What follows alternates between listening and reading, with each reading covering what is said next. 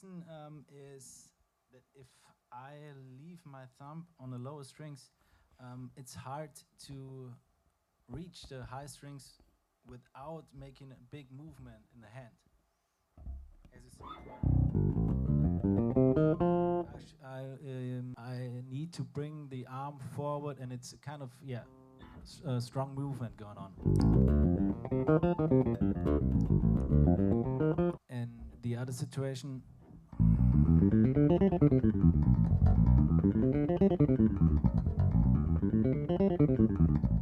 The hand is moving quite shorter ways. It's moving less. And there's another thing that is has to do with the. Okay, I usually play rest stroke. That means that if I pick a note, the finger lands on the string below. That's called rest stroke. Can you see it? So I pick a note and the finger rests on the string. And if I have this other picking position, there is no point where the fingers could stop if I play from this position. I will show you. And on the low string, on the B string, the fingers fall far apart underneath the hand. And if I do it like this, even on the B string, when I have my fingers on the somewhere position around the ramp or the pickup covers, there's a natural point where the fingers stop, and it's the inside of the thumb.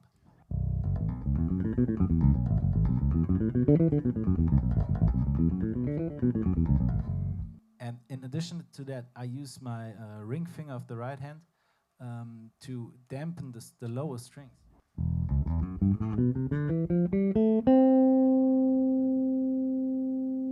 And even if I'm on the E string with the ring finger, I tend to flip it overwards to dampen as well the A string.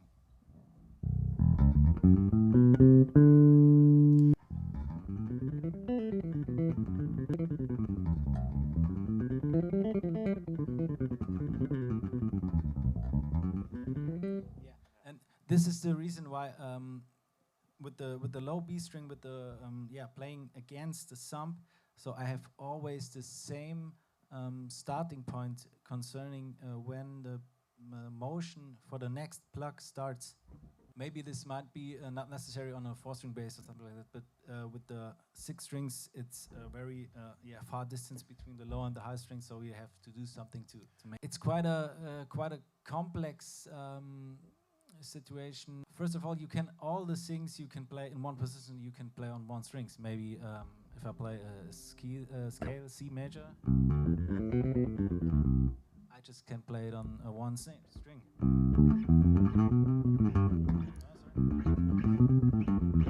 But as you can see, it's because I just fucked it up playing the strings, the scale on one string. So it's not the most comfortable way to do this. So it's a mixture of playing things that make sense, moving it up and down the neck, maybe some clusters of triads to check this first. This is what I think one of the most important tools for improvisation, to have concepts of good sounding stuff that you can move around the neck. So maybe I show you first and then you can translate.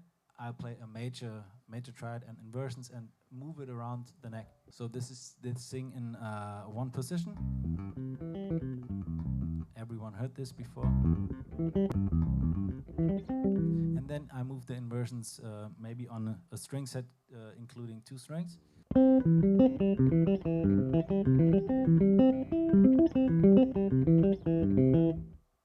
Or the same thing including more strings. And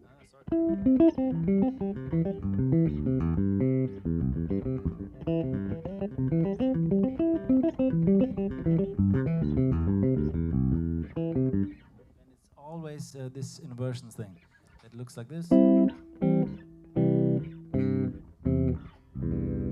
And if you want to, you can incorporate things like that. I was playing a blues before. I'm trying to looking to some slow kind of swing feel. And I try to play a blues with only using this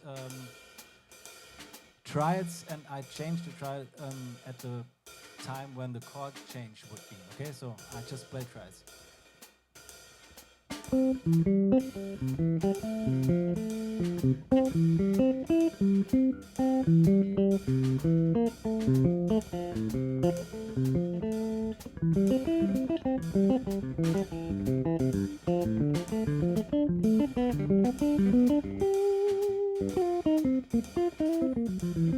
So this was a blues scale at the end.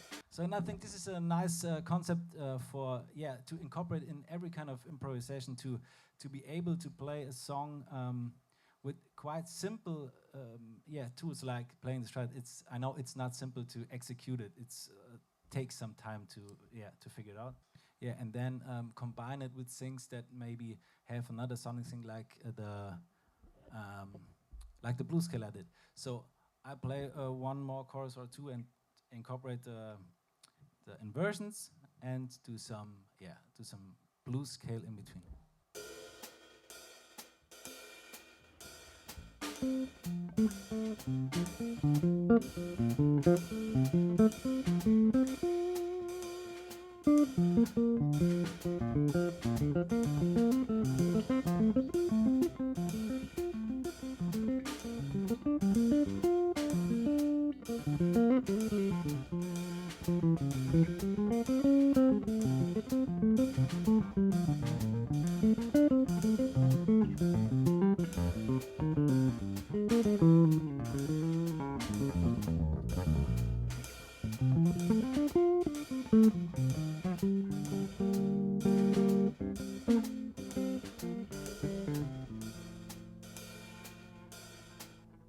Okay. Yeah, it depends on back orders we have. So we have a limit of bases we can build in 1 month, and we prepare the necks maybe. So all the necks were prepared, and we store very glued necks. And so when we start with an order, some parts of the base are pre-made. So we cut some tops and some bodies and some necks and put it in the store. And so sometimes we fast. So at my place, some people learn how to build basses. So I'm a master of bass guitar, so I can show. I have a paper. It's allowed by the government to teach people to. And if you like to build basses, so you have to do it every time to look around to people they build basses, to visit luthiers, and as much information you can get, try to get it. So I really love Delano pickups on all basses. That sounds really, really good. But on the contra bass, lots of people come to me and say me, "Oh, this plastic cover on those basses, it looks not good." So that was it. And so we have to find a solution, and we offer both. It's a kind of own taste. It's not a kind of quality difference. It's sound-wise different. And the ebony pickups matched better to this bass. I don't have any special mindset. It's just no, really. I do this quite for 25 years. I don't. It's just like brushing teeth, or in the morning. If I practice in the morning, it's like brushing teeth. If I practice in the afternoon, it's like drinking coffee. What I do in addition, of course. But yeah, it's like a daily routine. I don't think there's no special mindset necessary, which I don't think is all. It's even with playing like this, because I don't. The most thing I think is don't put too much pressure on yourself, because you have to be patient. So that was it's cute. That my first bass was headless basses, the Petra model, because of the time. It was very common at these days. It was in the 80s, early 80s, and we also built this bass, but we don't get too many requests or too many orders on that. But it's also in building.